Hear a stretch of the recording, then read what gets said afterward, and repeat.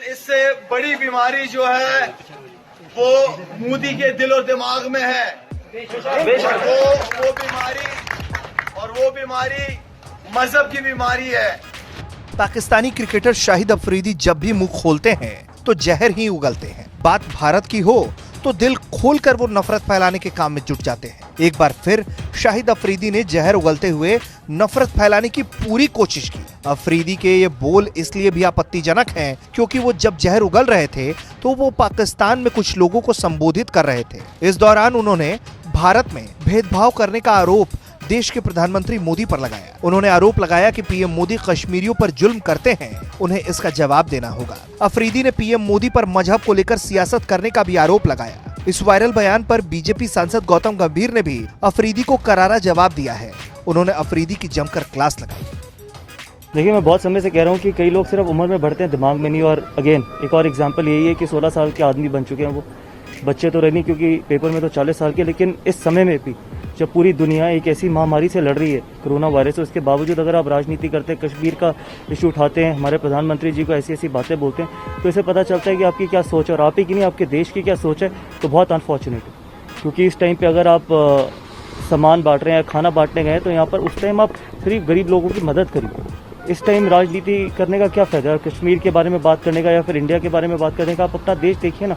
आपके देश में खुद आपके पास पैसा है नहीं, लोग वहाँ पर मर रहे हैं, उसके बावजूद आप राजनीति करें। इसलिए क्योंकि एक ट्रेंड बन चुका है पाकिस्तान में कि अगर आपको पॉपुलर होना है तो फिर इंडिया में हमारे प्रधानमंत्री जी को अजीब अजीब चीज़ें बोलिए, तो बहुत अनफॉर्चुनेट चीज़ है।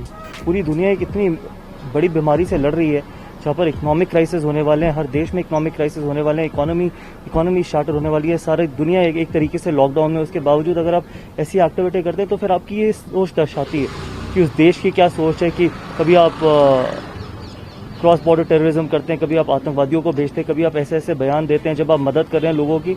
तो जब आपकी ऐसी सोच होती है तो फिर आप डेवलप भी नहीं होते, ना आप मेंटली डेवलप होते हैं, ना आप एज ए ह्यूमन डेवलप होते हैं, ना ही एज ए नेशन भी डेवलप होते हैं। तो इसलिए बहुत अनफॉर्चुनेट है। एंड होप कि अगर इसे सीख जाएं, क्योंकि हम सीखने की कोई उम्र नहीं है। अगर अभी भी सीख जाएं तो शायद कुछ उनका भला हो सकता है। नहीं तो अगर आप ऐसे बयानबाजी करते रहेंगे तो लोग आपको वैसे ही सीरियसली क्रिकेट में भी नहीं लेते थे, अब तो वैसे भी नहीं लेंगे।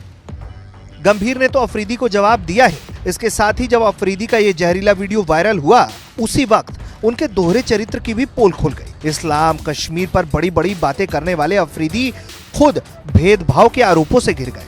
पाकिस्तान के पूर्व स्पिनर दानिश कनेरिया ने शाहिद अफरीदी पर उनके करियर के दौरान गलत व्यवहार करने का आरोप लगाया है।